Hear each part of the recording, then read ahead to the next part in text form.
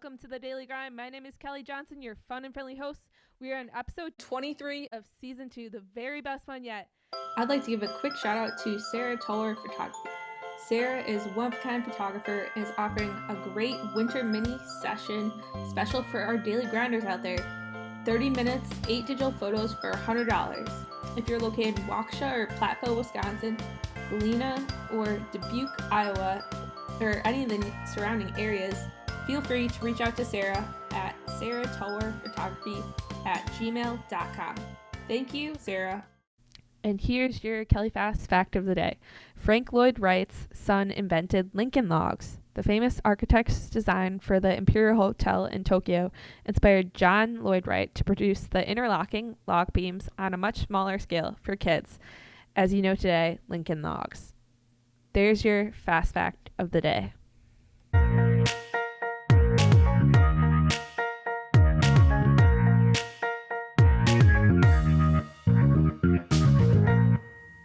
We're going to do a brief introduction to our special guest. I'd like to welcome to the show Matthew Moe. Matthew is on the sales team at Malomo, a startup in the Indianapolis area. Malomo is a shipment tracking platform that helps e-commerce brands drive repeat purchases and decrease support tickets. Welcome to the show. Thank you. It is awesome to be here, Kelly. I'm excited to interview you on the Daily Grind and to learn more about your story, as well as share it with our listeners out there, inspire them in the world. So first and foremost, can you tell us who you are, where you're from, and what you do? Yeah, for sure. So my name is, you already said it, Matthew Moe, but I was born and raised in Indianapolis and still currently live here with my wife, and currently work for a small tech startup in town called Maloma. I do sales for them. Wonderful. Yeah, nice, short and simple, very straightforward. We're going to talk more about what Matt does on his daily grind later in this episode, obviously. Matt and I, we've worked together previously in Chicago, so crossing both ways, and here we are today on the daily grind. So I guess, how'd you first become interested in studying business and marketing in college? Yeah, it's kind of funny. Growing up, I always thought and pictured myself being more of an engineer. Just mainly because I loved building things, understanding how things work, why they worked, and so I never really gave business a thought. Kind of growing up in my childhood. Quickly getting older, I realized that I did not have the math skills, I think, and kind of science skills to actually fulfill the engineering side of things. So I think once I got to high school, that was more of a realization, like, oh, engineering's not really gonna work out. And so up until that point, I had no idea what I wanted to actually do in terms of a career. So I think when deciding what college to go to, there were kind of two things that were top of mind. One, I wanted to play tennis, and then two, I just wanted a plethora of majors to choose from, just like I spent the first year, 2 years, kind of feeling everything out, understanding what might be the best fit for me. And so within those first 2 years, really just talked to a lot of different people. I was actually surrounded by business through my family my whole life, so I had that background, but I decided to go into marketing.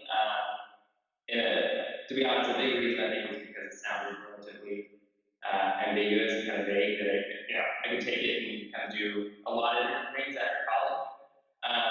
And so that's how I was initially, introduced to it. But I think it was a great fit once I actually started taking classes and getting internships in business. I really enjoyed it. Kind of fell in love with it. So that's how I was introduced to it. That's great. Yeah, I was gonna ask earlier. Did your family influence? Did you have other people around you in marketing or business in general? Yeah. So yeah, my whole family is in business. So it's funny. My dad is more on the finance side of things, and then my mom has been more on the marketing and entrepreneurship side of things, and then I have an older brother who is also on the entrepreneurship side of things. So I kind of got this full spectrum of business almost with finance, marketing, sales. So I had that as context in terms of like this is what a career would look like in any of those industries. So yeah, that definitely plays a big role.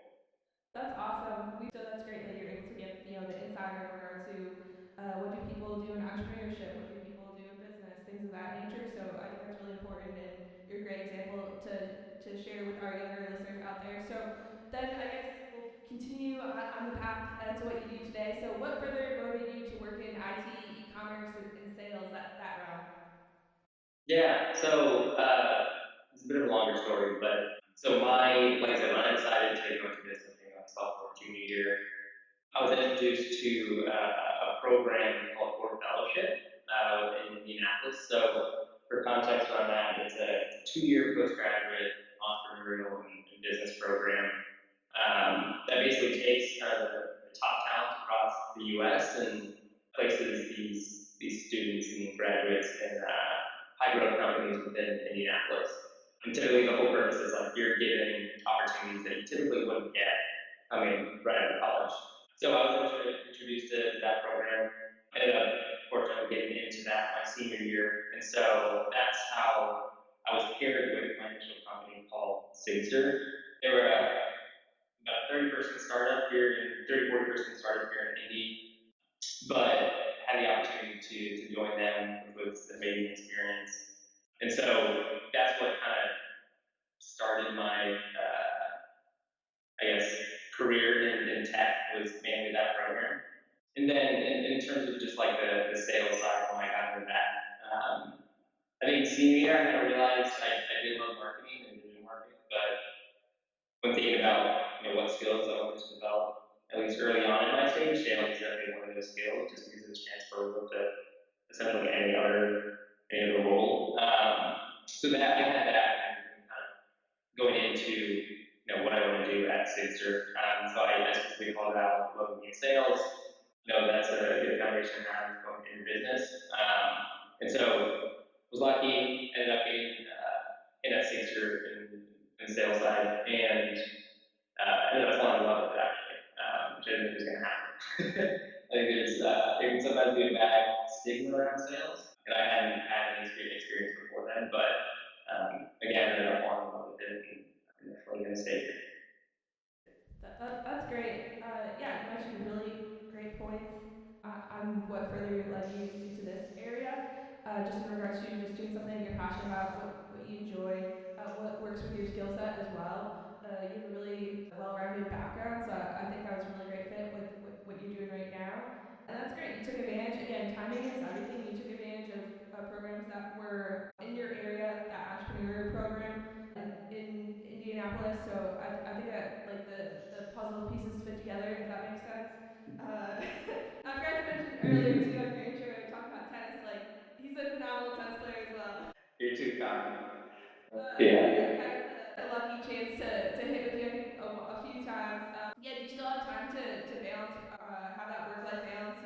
What you do on your daily grind in tech and play tennis or other things outside of work. Yeah, I definitely do, which is nice, especially now considering circumstances of working remote, at least for us, is you still have your job, but you also have flexibility for life, which is very nice. So yeah, like falling into that life is tense, and other hobbies and whatnot. So I definitely still try to get out there when I can, but obviously not as much as when I was in college and working at Wilson too. Life, and I think we've had on prior episodes too, just like take some time out of your day to do other things outside of work, find that balance so you don't get stressed out, or super important to focus on like self-improvement, self-care, things of that nature, and just again sometimes on the court, for me, to be honest, I think of different ideas I would have not thought of sitting at my desk. So good things come from different situations, type of thing. So recently joined e-commerce sales, the tech startup. Said introduction, Lomo. Do you regret any decisions you made along the way, or advice for our listeners being open to change or switching jobs? Yeah, I don't no, I definitely don't regret any of my decisions. I think one thing that I definitely underestimated, at least these past few years, and going into kind of career in sales just as a whole was like the relationships that I created these past few years, being out of college, and kind of the impact that those relationships would have on my job switch specifically. Like I said, it's actually I got in a really good habit of just getting coffee, meeting maybe like one or two people a week, and just meeting interesting people, just getting to know them, having good conversations. And at the end, I would always ask them if you could choose one or two people that you think would also be a great person to talk with and get to know, who are those people. And chances are they're going to introduce me to those people, and then that would just, could be a constant cycle, which I love. Definitely a great way to start the morning. Obviously, just expand the network, but I had an absolute blast doing that. And it's essentially how I was able to actually get kind of the current role I'm in. So one of the co-founders of Malomo, his name's Yao, but he was also in the Full Fellowship program that I talked about earlier, towards the beginning of the program, maybe 10, 15 years ago. But when I first joined the program, like we have access to all the different alumni, and I saw that was obviously part of that. And so I reached out and said, hey, do you want to get coffee? Like, we'd love to just ask you questions about entrepreneurship and what it looks like and everything that's fun and what's not fun about it. And so, like I said, that was maybe 2 years ago, and since then, like, we stayed in touch, and I was able to kind of see Malomo come to fruition. And once I saw that they were growing even more and hiring salespeople, it was a relatively quick conversation in terms of like, hey, this is super interesting, I love startups, and I'd love to potentially, hop on board and help grow the business. So I think I don't regret anything, but one thing that really underestimated was the relationships, and just utilizing that work is definitely something that played big dividends in the long term, which I believe would be the case. Definitely, that's great. Yeah, just utilizing people like your network that you have, establishing that as well as expanding it as well. So, yeah, for our listeners out there, do you have other key takeaways that they should consider when relations between brands or companies, things like that, getting more situated or more comfortable? I mean, change is tough for people. Yeah, I think it's funny.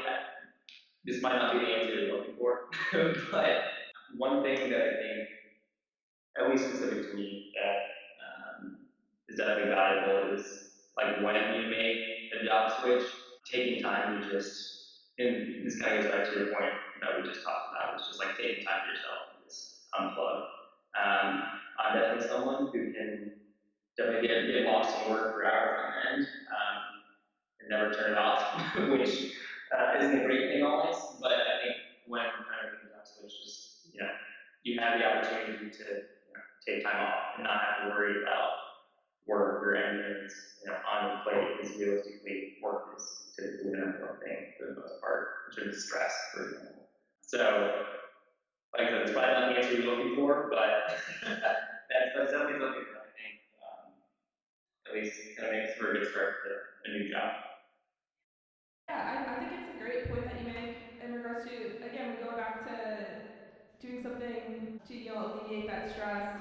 Again, a high priority on a lot of our daily grinds out there. So I think you made it. I think this is a great example too for one of the ways that people can alleviate that stress as well as transitioning to jobs. We have other people on our show that have done sabbaticals or things like that in regards to travel the world pre-COVID. So this is another great example of another idea that you can incorporate into your own life. Again, not everyone's daily grind is the same, so make the most and do things that are passionate to you and things of that nature. So yeah, speaking of what's on your daily grind right now, so tell us more about Malomo. Yeah. So I can talk about this for days. So we help e-commerce and direct-to-consumer brands turn their shipment tracking experience into our marketing channel. So to put it in perspective, and just like as an example, so let's say for example, like you purchase shoes from Allbirds.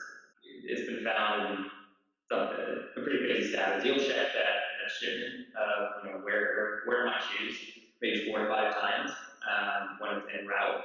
And typically, like you're being taken to the carrier, whether that's like FedEx or DHL, whatever it may be, and kind of talking to a lot of different brands and marketers, kind of they've identified that as a gap within the customer journey. So we're putting that experience back in the brand's hands. So instead of being taken to like the carrier, you're being taken to a experience that's a reflection of the brand. So the brand is able to make more sales and promote their products and educate the consumers about their content, whatever it may be. So that's kind of the spiel about what we do. That's really cool. Really great concept. D2C is so important nowadays. A lot of consumer trends are making more purchases online, and especially again during this time, from home right now. So if I order something, I want to know where it is. Yeah, no, it is crazy seeing. It's interesting because like I'm someone who, when I order something, like I'll check it once or twice. But I think depending on like what you buy or where you buy it from, maybe just who you are, like some of the stats that we see is crazy. It's a super engaged channel. Like, people are super excited to receive what they bought. It shows in the shipping tracking kind of experience just by the number of times that they're viewing it, looking through it, and just being engaged with it. So yeah, this is a startup, as you can tell, or if you've been listening to the interview so far. Can you share with us some behind the scenes, what goes on working at a startup, and what happens during the investment process, or even the early stages? Yeah. I can't speak a whole lot to the investment. I can talk a little bit about the investment process just because I wasn't part of it.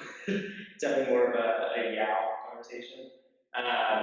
But I would say I just gained the experience about just raising the capital. We just raised a seed round 2 months ago for 2.7 million, which was awesome and amazing, but it's definitely difficult to do during this time. So he had everything lined up in terms of like closing this round right before COVID hit.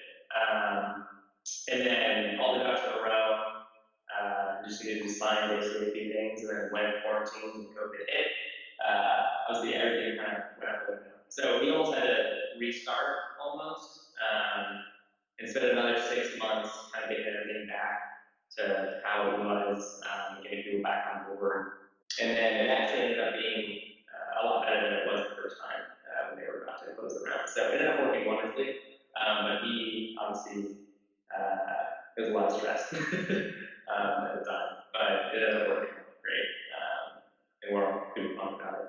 But I think in terms of like what it's like to work at a startup, I think there are like three main points. First one, it's always changing on a weekly or daily basis, whether it's like how to go to market, how to sell it, whatever it may be. Like things are constantly changing. Two, I think people are always wearing kind of different hats because you do have limited resources and people. So you kind of have to be adaptable and flexible to help out other members of the team.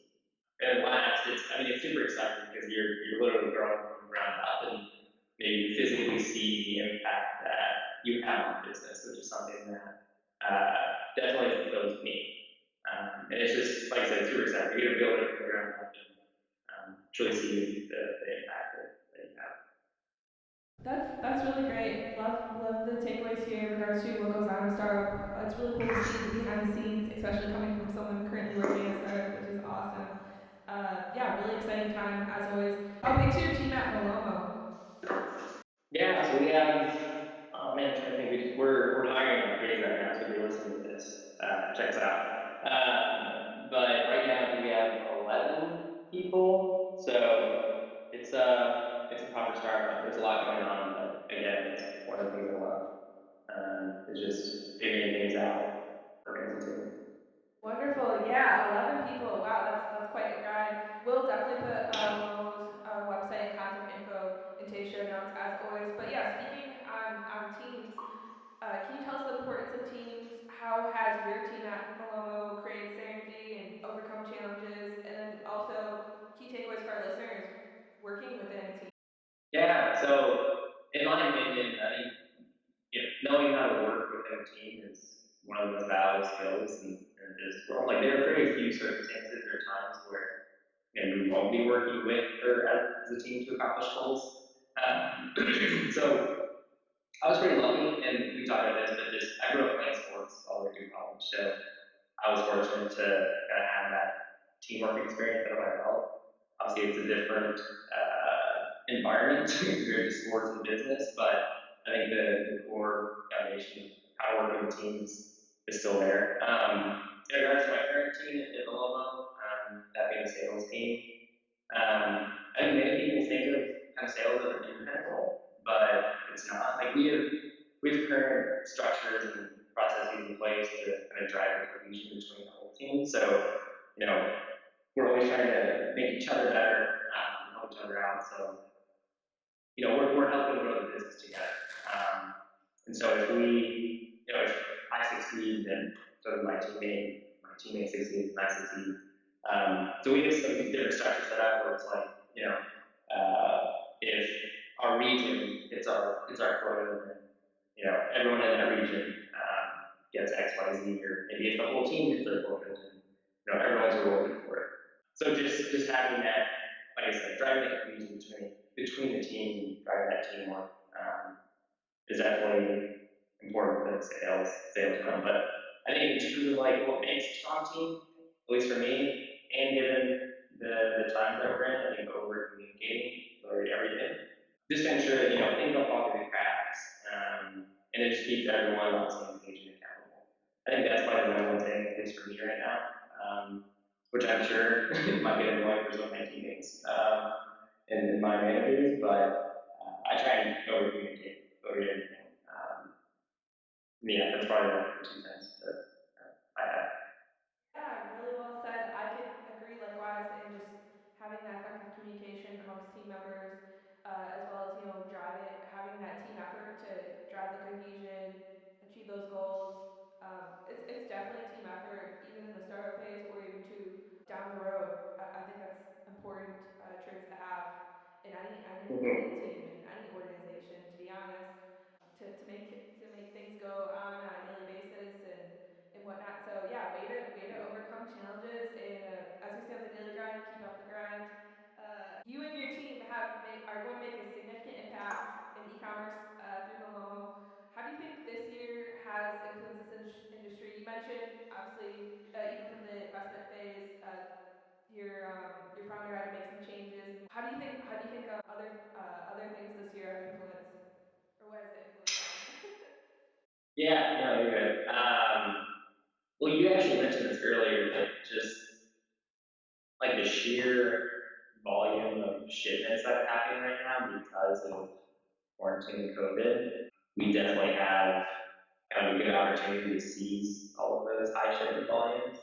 I read some stat. I know Black Friday Cyber Monday is coming up, and I don't know what the stat was, but it's like uber high, record-setting like shipment volumes during this time, which is no surprise. But I think it's interesting, like being in the e-commerce world right now and working with different brands. What I've noticed is, like in today's world, brands are having to take more stances on kind of the current climate of the world. And Malomo is able to kind of double down on whatever their stance is by utilizing that and like emphasizing that messaging in the shipment tracking part, which I think is super interesting. Like people and brands right now, or sorry, people, I think in my opinion, like love it when brands take a stance on different issues that are going on in the world, and they want to see these brands being humanized almost. So Lomo kind of in the picture. One, because we're going to have a ton of shipments over the course of the next 6 months. But two, we can kind of help solidify that messaging during this super engaged channel. Yeah, really well said. Yeah, I think around the holidays, Black Friday, Cyber Monday, all those big ones, people purchase a lot of things online for themselves and for others. So I'll let you be the one to decide that. But yeah, I think even in general, I think where do you foresee I guess the shopping experience going continue to go online, or down the road do you think we'll eventually go back to more brick and mortar in store purchases, or for me, my perspective, I think it's going to be continue on the online pace because it's just nowadays people it's so easy to make a purchase on your phone. So Mm-hmm. I'd like to hear your input. I don't know. I love talking about this because I actually don't yet because like people love, yeah, like going to a store and experiencing it. And that's something that I don't see going away completely, of course. But yeah, like to your point, it's so easy to just hop online and order something and it'll be there like next week. Um, but it's also, you know, if you go to a brick and mortar store, like it's a fun experience most of the time. Or brands are trying to make it a fun experience for the most part. But people want to go out, you know, be out there buying things. Like you can physically see products, for example, whereas more people go online. But I don't know, there's pros and cons to each, but by the looks of it, it does look like digital is definitely going to be, you know, growing more and more and more. But I'm interested to see what will happen in 5 years down the road. Really well said. I think brick and mortar will still be around. I mean, there's certain products and services you have to buy in person. Besides looking at like going to the dentist or going to the doctor's office, things of that nature. Like, I mean, there is like web med online or whatever it's called in your area. But yeah, dentists or things of that they can't do it virtually. But yeah, other products and services, I'd say more on the essential side, but more on the consumer. Thinking of like the Amazons or your local grocery store, like some of those ones you have to sometimes people it's still on a it's possibly on a tipping point or scale in regards to people going in person to the store or just order it from home. Again, going back to those relationships, what works best in your community, and a lot of people's daily grinds are different too, depending on their schedule. If they're super busy, can't make the store hours or have other needs or other things that they need to go to. So yeah, it'll be interesting down the road. Yeah, I guess Matt, going back for your 5 year question, do you see yourself? I guess 5 years ago. So rewind 5 years. Do you see yourself, working in startups and what you do today? Oh man, yeah, yes. Short answer, yes. Again, I talked about this earlier, but like I love working in the startup space. Like I said, I like figuring out like how to create something and build something and work with teams and kind of be flexible. And I think the best way to do that is stay within the startup scene. I think farther down the road, it'd be awesome to start my own company at some point. Don't know where or what or who or when, but I think just based on kind of the current experience that I've had thus far, I love it. Yeah, so chances are 5 years from now, I'll definitely still be in the startup realm, to say the least. Wonderful. That's awesome. Yeah, like I said earlier, keep up the grind, obviously. So yeah, we talked about your daily schedule in startups, live, breathe, work, Malomo at this time. What's upcoming events later this year or even early next year? I mean, we're just kicking off month of the summer basically, so uh 2020 basically almost over, which is crazy. Yeah, I know, it is weird. It's definitely weird to think about. Yeah, what is on my daily grind? There's a lot. I mean, forefront is just growing, in a business. So if you're an e-commerce marketer and you're in the e-commerce space and you listen to this, hit me up. But I mean, right now it's a huge time for e-commerce brands, specifically coming off of Black Friday, Cyber Monday, and also the holiday season. So that's going to be a grind in of itself. But luckily, we get to help those brands emphasize that time.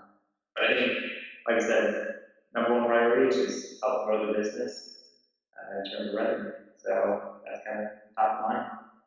Wonderful. That's awesome. Yeah, keep it up. We're cheering you on for your daily grinds here. Do you have a word of the day to motivate our listeners or even an inspirational quote? Yeah, this is something that's been in the back of my mind for like this past year. It's nothing ventured, nothing gained. So eventually, when you ever venture out and try new things or get comfortable, then you're just gonna stay stagnant for the most part. That's kind of been my mindset. But if I ever have to question whether or not I should do X, Y, Z, it probably means I should probably just do it. So that's the top of mind. That's played a big impact on my growth. I think this past year. That's awesome. I think it fits perfectly with today's episode and your story. Yeah, being open to change, just getting out there and doing it. So, last but not least, Matt, if our listeners have questions, comments, want to get in touch with you, want to learn more about Malomo, or even apply to one of the openings after the podcast. check out philmalomo.com. Or if you want to talk to me, obviously I would love to grab coffee with anybody. Just hit me up on LinkedIn, just Matt Devon, whatever. Honestly. We'll put Matt's contact info in today's show notes as always, and where to find Malomo. A big thank you to Matt for being on the podcast. Thank you to everyone who was involved in both our virtual turkey trot as well as our in-person turkey trot. We appreciate all the love and support. Thanks so much. I'd like to give a quick shout out to our daily grinders listening to us on the pod or have been grinding with us since season 1. Feel free to check out our journey so far and share your feedback with us. Give us a rating and quick review on Apple. Virtual high five to you in advance. To find the Daily Grind, follow us on Instagram at Daily Grind Pod and on Twitter as well. Check our website at www.kjfwi.org. Daily Grind Pod, official podcast of the Kelly Johnson Foundation. Until next time, my name is Kelly Johnson. Have a great day.